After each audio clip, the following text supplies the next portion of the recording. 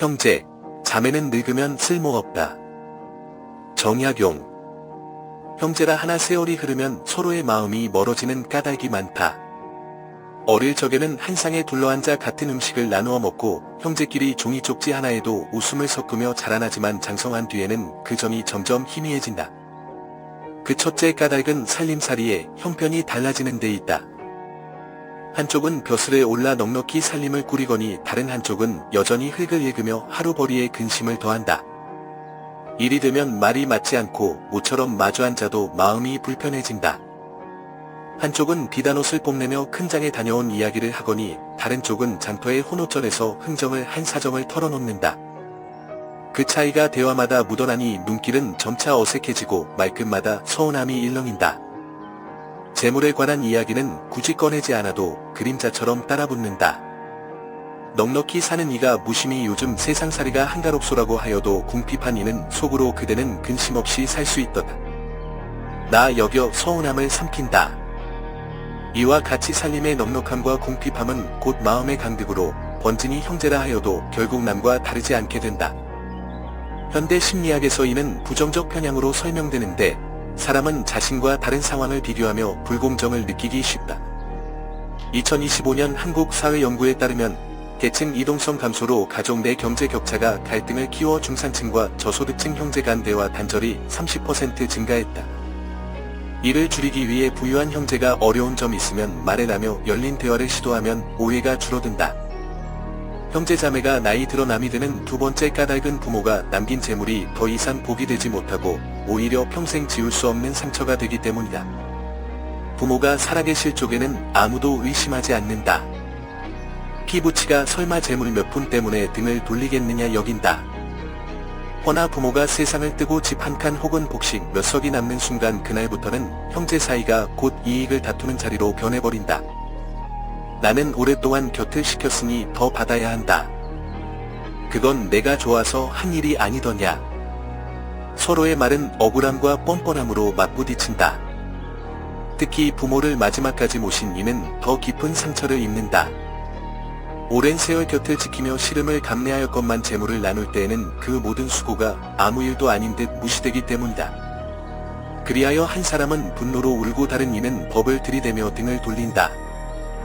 결국 남는 것은 형제의 정이 아니라 깊은 원망뿐이다. 재물은 본 뒤 잠시 머무른 것인데 사람 마음은 그 앞에서 가장 날카로운 본심을 드러낸다. 평소에는 감추어 두었던 서운함과 욕심이 터져나오고 그 순간 관계는 돌이킬 수 없게 된다.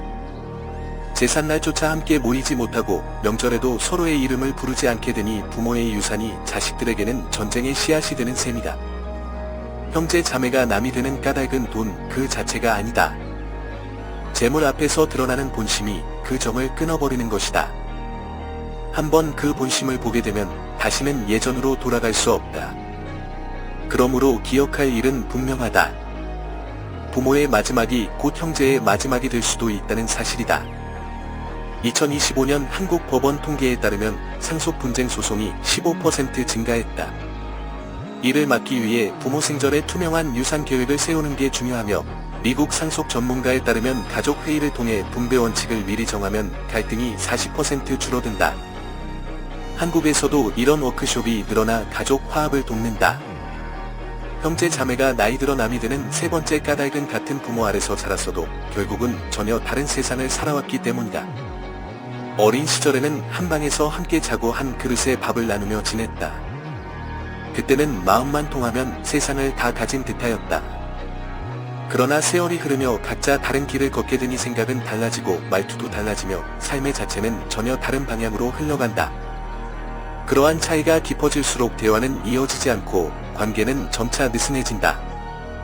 한 사람은 들판에서 평생 농사를 지으며 흙매를 맡아 살고 또 한 사람은 도성에서 벼슬살이를 하며 들과 장부를 다루었다 하면 두 사람의 눈길과 생각은 같을 수 없다. 아무 뜻 없이 내뱉은 말이라도 듣는 쪽은 무시로 받아들이니 그 오해가 쌓여 마침내는 명절 자리에서도 대화가 겉돌고 서로 침묵으로만 마주 앉게 된다. 가까운 사이라 여겨 말을 가볍게 던지지만 오히려 그 말이 깊은 상처가 된다. 남보다 더 잘한다고 여겨 하는 말이기에 더욱 아프게 다가오는 것이다. 어린 날의 추억은 잠시 마음을 붙잡을 수 있을 뿐 수십 년 서로 다른 삶이 쌓아온 차이를 메우기는 어렵다. 형제는 봉기 하나의 인격으로 살아가는 별개의 사람이다. 같은 핏줄이라 해서 늘 뜻이 맞는 것은 아니며 각자의 삶을 존중하지 않으면 오히려 더 큰 갈등이 생긴다. 가족이니 당연히 이해해야 한다는 말은 오히려 상대를 몰아세우는 칼이 된다. 2025년 심리학 연구에 따르면 가족 내 공감 부족이 관계 단절의 주원인으로 서로 다른 삶의 맥락을 이해하려는 대화 기술이 갈등을 25% 줄인다.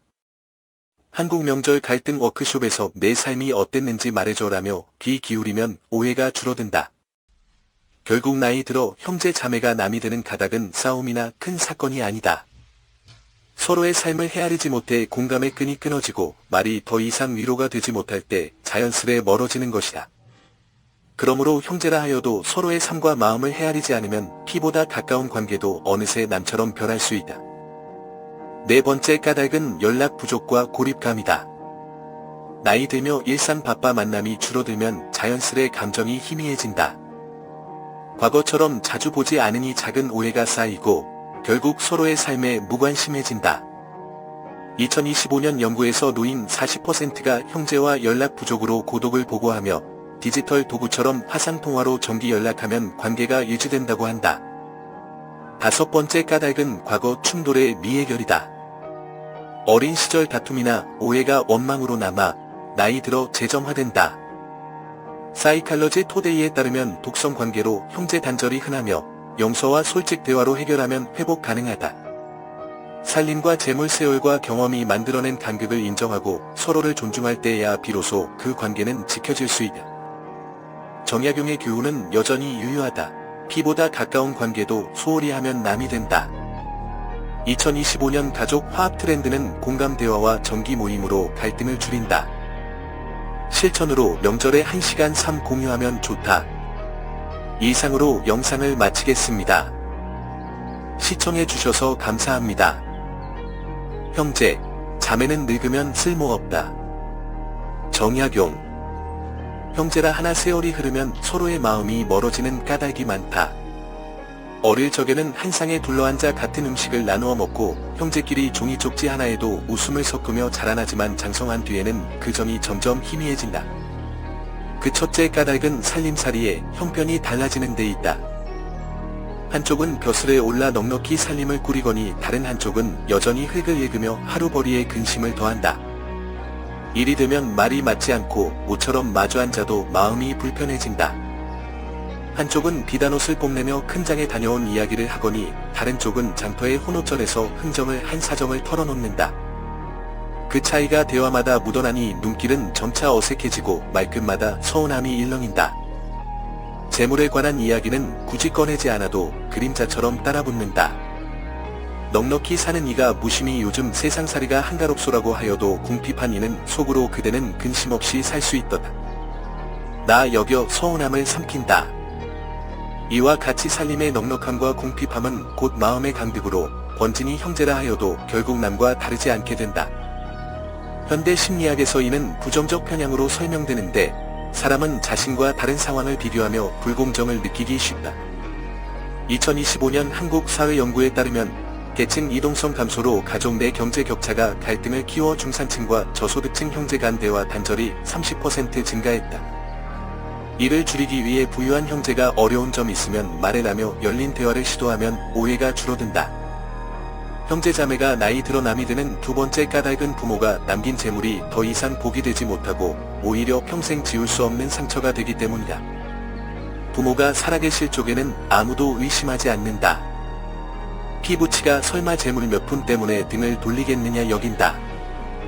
허나 부모가 세상을 뜨고 집 한 칸 혹은 복식 몇 석이 남는 순간 그날부터는 형제 사이가 곧 이익을 다투는 자리로 변해버린다.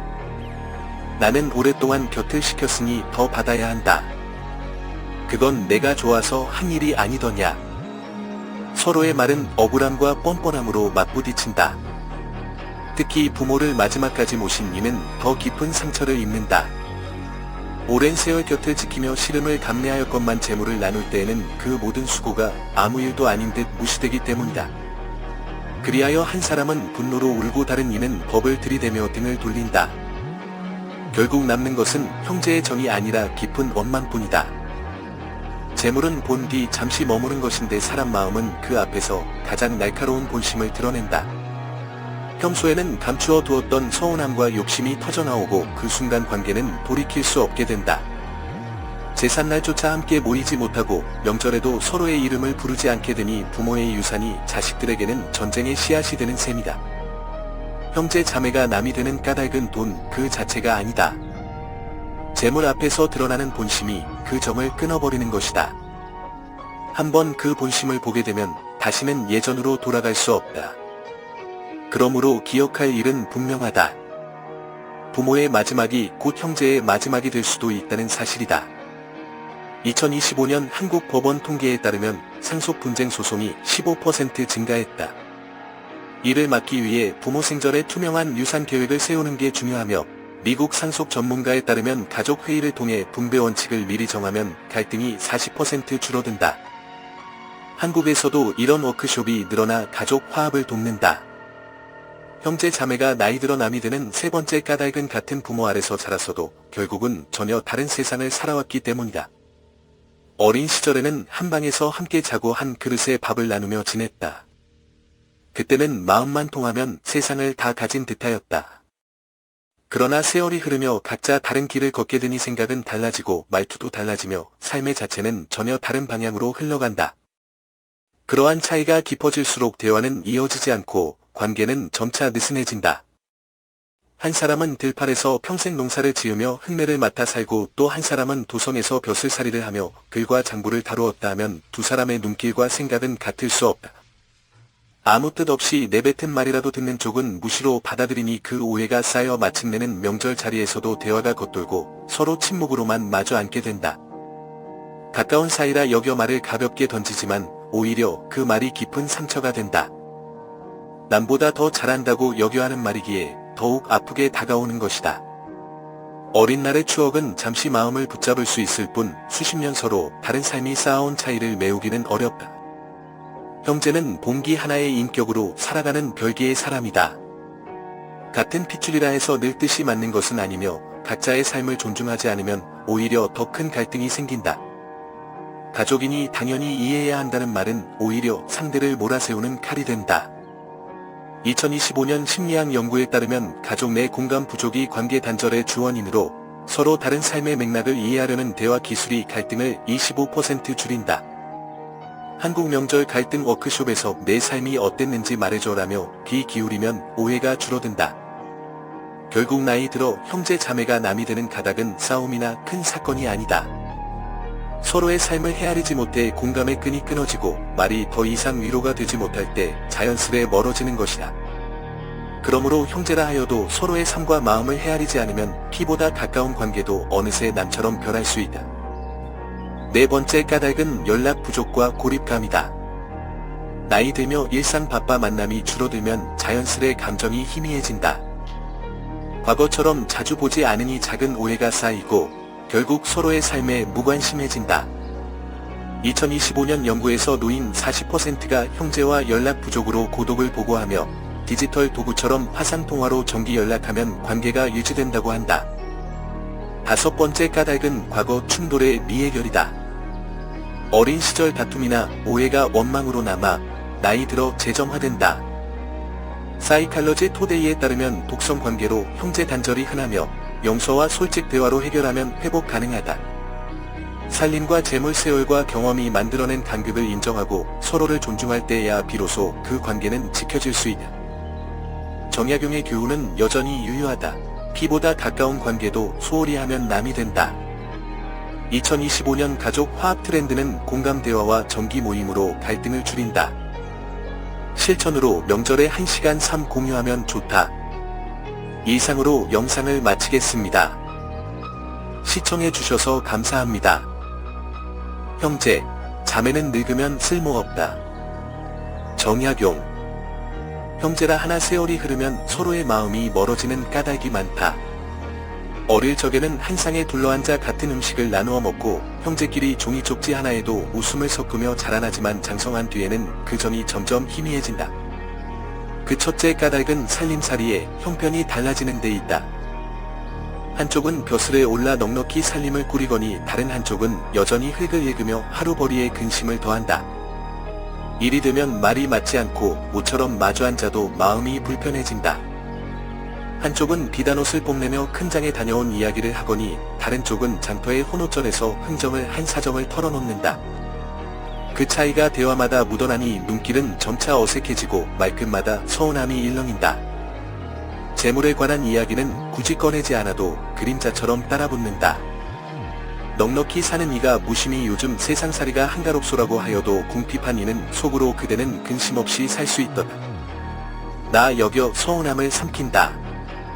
이와 같이 살림의 넉넉함과 궁핍함은 곧 마음의 강득으로 번진이 형제라 하여도 결국 남과 다르지 않게 된다.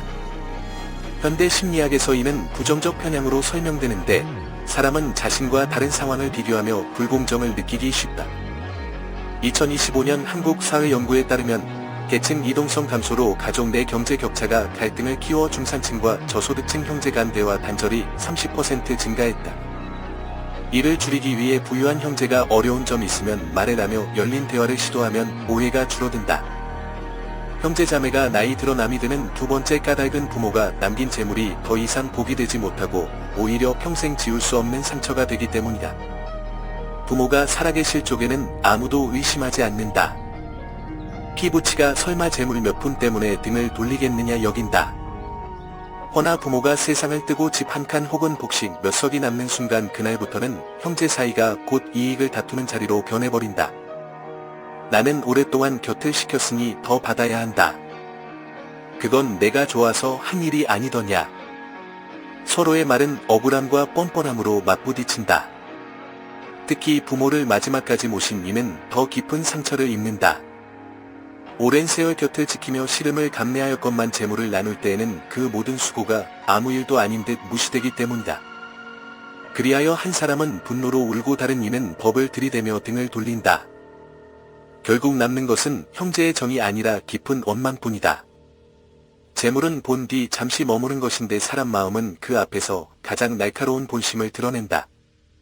평소에는 감추어 두었던 서운함과 욕심이 터져나오고 그 순간 관계는 돌이킬 수 없게 된다. 제삿날조차 함께 모이지 못하고 명절에도 서로의 이름을 부르지 않게 되니 부모의 유산이 자식들에게는 전쟁의 씨앗이 되는 셈이다. 형제 자매가 남이 되는 까닭은 돈 그 자체가 아니다. 재물 앞에서 드러나는 본심이 그 정을 끊어버리는 것이다. 한번 그 본심을 보게 되면 다시는 예전으로 돌아갈 수 없다. 그러므로 기억할 일은 분명하다. 부모의 마지막이 곧 형제의 마지막이 될 수도 있다는 사실이다.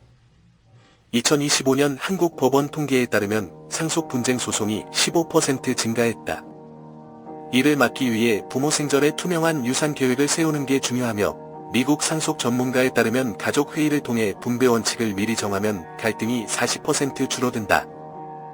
한국에서도 이런 워크숍이 늘어나 가족 화합을 돕는다.